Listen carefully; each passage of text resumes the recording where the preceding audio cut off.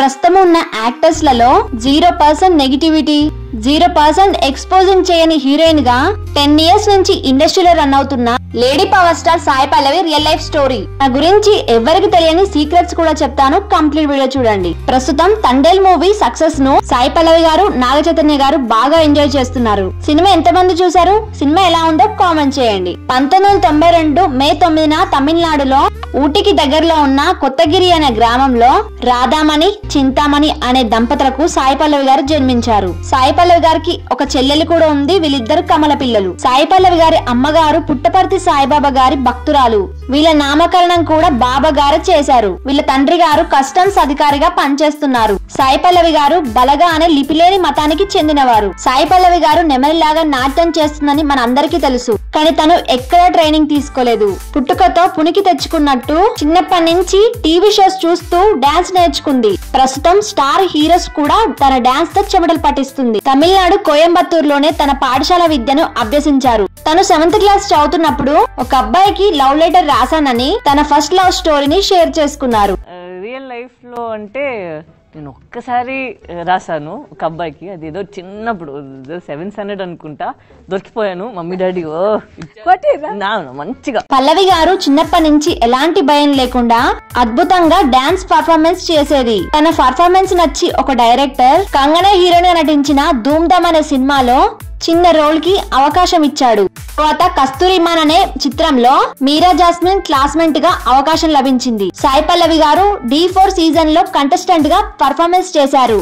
Beautiful, a fantastic dancer Sai Pallavi మన షోలోంచి వైదొలుపుతాం.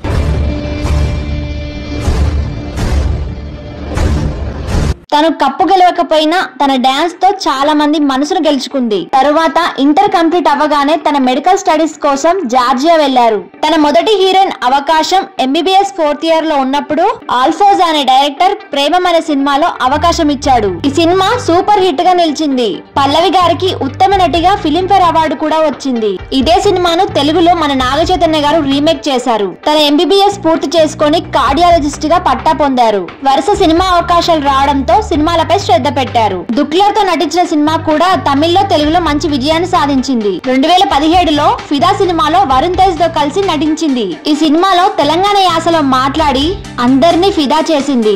పిల్ల రేణుక పాటతో అందరికి బిస్కెట్ వేసింది. తనకు సరిగా తెలుగు రాకపోయినా నేర్చుకొని మరి తన డబ్బింగ్ తానే చెప్పుకుంది.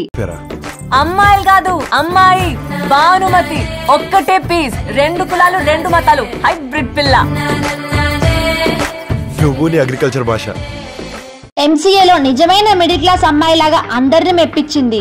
కనం, పడిపడి లేచి మనసు, విరాట పర్వం, శ్యామ్ సింగరాయ్, మారీ రౌడీ బేబీగా అందరినీ ఆకట్టుకుంది. అమ్రాన్ మూవీతో అందరినీ ఏడిపించింది. ఈ సినిమాకు తన నటనకు చాలా అవార్డులు వచ్చాయి. పల్లవి గారు రకరకాల పాత్రలు నటించడమే కాదు, తన అభినయమైన నటనతో ఆ పాత్రకే అందాన్ని ఇస్తుంది. ఆడవాళ్లపై నమ్మకం తగ్గిపోతున్న ఈ రోజుల్లో కడిగిన ముత్యం లాంటి అమ్మాయిలు కూడా ఉన్నారని చెప్పడానికి నిలువెత్తు నిదర్శనం సాయి పల్లవి గారు. ఇంత పెద్ద సెలబ్రిటీ అయినా సరే వాళ్ళ అమ్మ నాన్నకు చెప్పకుండా రూపాయి కూడా ఖర్చు చేయరంట. పల్లవి గారు తన పేరెంట్స్ సపోర్ట్ లేనిది ఏ పని మొదలు పెట్టరు. ఫ్రీడమ్, ప్రైవసీ అని కొట్లాడే ఈ జనరేషన్ వాళ్ళందరికీ సాయి పల్లవి గారు ఒక role model. Simple and humble person అయిన పల్లవి గారు మరిన్ని మంచి సినిమాలతో విజయాన్ని అందుకొని మన ముందుకు రావాలని మనస్ఫూర్తిగా కోరుకుంటున్నాను. వీడియో కనుక నచ్చితే సాయి పల్లవి ఫ్యాన్స్ అందరూ please like and subscribe my channel.